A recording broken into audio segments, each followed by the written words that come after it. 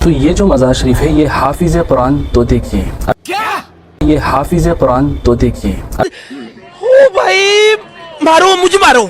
ہر جڑا کو بندہ آندا ہے وہ بڑا لچ فرائی کر کے ٹر جاندا ہے. اس کا واقعہ میں آپ کو بتاتا ہوں. حضور شاہ عالم رحمۃ اللہ علیہ جو ہیں جب بھی قرآن شریف کی تلاوت کرتے تو یہ طوطے کا پنجرہ آپ کے بغل ہی میں رہا کرتا تھا. تو جب بھی آپ قرآن شریف تلاوت کرتے تو یہ طوطا آپ کی تلاوت کو سنتا اور سن کر کے یاد کر لیا کرتا. اچھا اب کوئی عام طوطا ہوتا تو یہ بات اس کے اندر نہیں آتی، کیونکہ یہ حضرت شاہ عالم کا طوطا تھا تو اللہ کے ولی کا فیضان اسے بھی حاصل تھا. واقعی اسی وجہ سے اس کی ذہانت اتنی مضبوط ہو گئی کہ وہ قرآن شریف کو یاد کر لیا کرتا تھا. کڈی کڈی کہانیاں کراندے نے.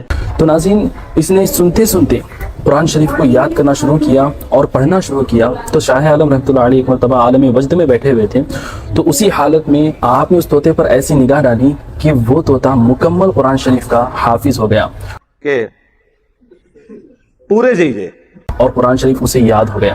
اور جب بھی رمضان کے موقع پر حضور شاہ عالم رحمۃ اللہ علیہ قرآن شریف کو دہرایا کرتے تھے تو کبھی مشابہت لگ جاتی، یعنی ایک طرح کی آیتیں کہیں کسی اور پارے میں ہوتی ہے تو مشابہت لگتی ہے، تو سمجھے دوسرا پارہ پڑھتے ہوئے کبھی چوتھے پارے میں پہنچ جاتے ہیں سیم آیت ہونے کی وجہ سے.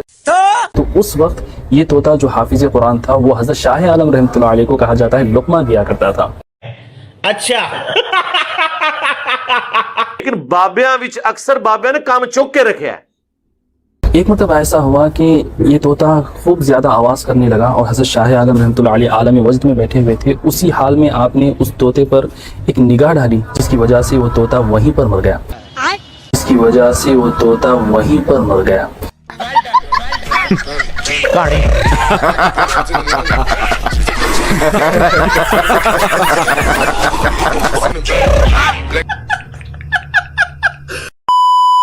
لعنت ہے سنانے والے تے بھی سننے والے تے بھی. رکو ذرا صبر کرو. اس کے بعد حضرت شاہ عالم رحمۃ اللہ علیہ نے اپنے مریدوں کو بلوایا اور ایک رومال میں اس طوطے کو لپٹا اور اپنے مریدوں کو دیتے ہوئے کہا کہ یہ طوطا جو ہے شہید محبت ہے، اس طوطے کو لے جاؤ اور ادب کے ساتھ دفن کر دو.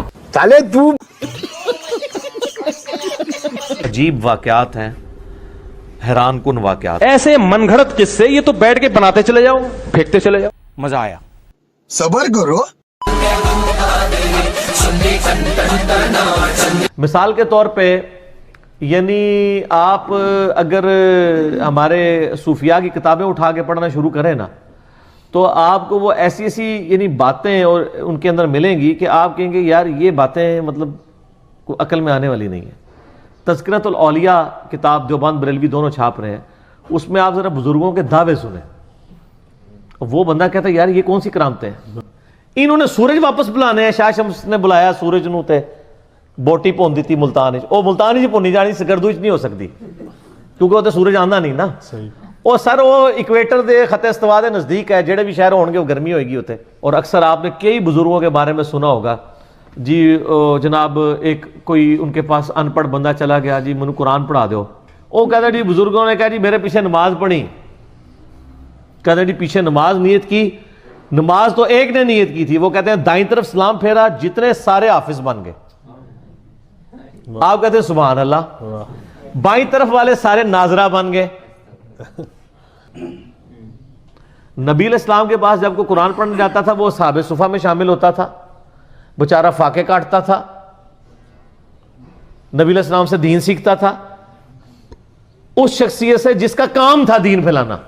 حتیٰ کہ مسند احمد میں اگر آپ دیکھیں تو غزوہ بدر میں کچھ قیدی کافروں کے اس شرط پہ چھوڑے گئے تھے کہ 10 مسلمانوں کو لکھنا پڑھنا سکھا دیں. کافروں سے لکھنا پڑھنا سکھایا جا رہا ہے. نبی علیہ السلام نے کوئی نگاہ نہیں ماری، مولا علی نے کوئی نگاہ نہیں ماری، ابو بکر نے کوئی نگاہ نہیں ماری. ان نگاہوں بعد ہی پیداوار نے، پیداوار بھی کوئی نہیں، جعلی نے ہے ہی کوئی نہیں.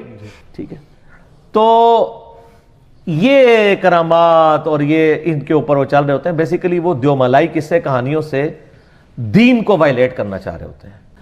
ڈاکٹرائن کے طور پہ کرامات کو ماننا ضروری ہے کہ کرامت ایگزسٹ کرتی ہے، معجزہ ایگزسٹ کرتا ہے، اس سے تو کسی کو انکار نہیں ہے. ہم کہانیوں کے خلاف ہیں کہ وہ کہانیاں ثابت بھی ہونی چاہیے. آپ پھر ایسی سی کہانیاں کراتے ہیں کہ جن کا پریکٹیکلی پروف کوئی نہیں ہوتا، الٹا اسلام کی دشمنی کا باعث وہ بن جاتی ہیں، تو ان کہانیوں کو تو نہیں ہم مانیں گے.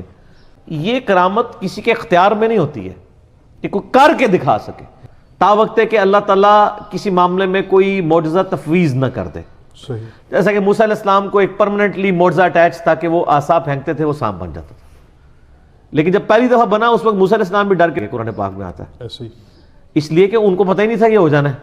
اس کا مطلب ہے کہ انہوں نے نہیں کیا تھا، خود کیا ہوتا تو اینڈ رزلٹ کا پتہ ہوتا انہیں. یہ تو سر حال ہے معجزوں کا.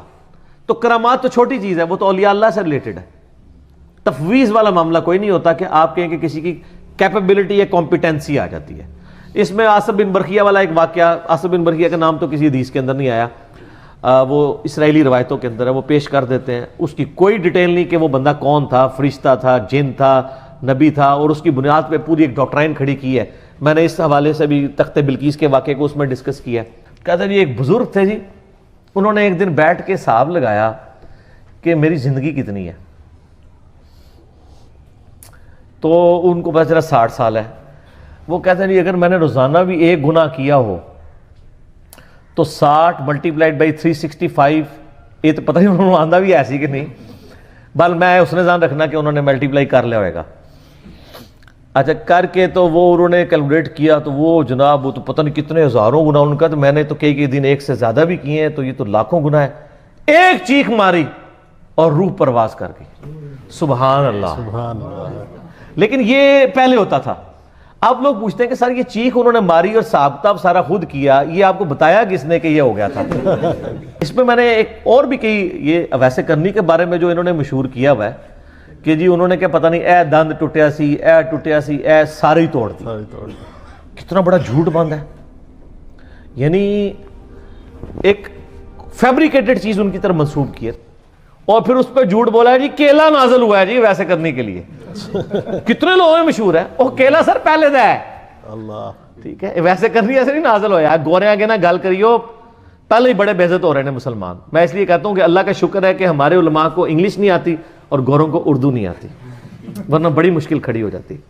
ان کو اپنے مزاحیہ پروگرام جو ہے نا وہ کون سا ایک پروگرام چلتا ہے وہ حسب حال تو اردو میں چلتا ہے نا، انگلش میں وہ جو ایک ہے وہ میرے بچے دیکھ رہے ہوتے ہیں، نام اتر ہے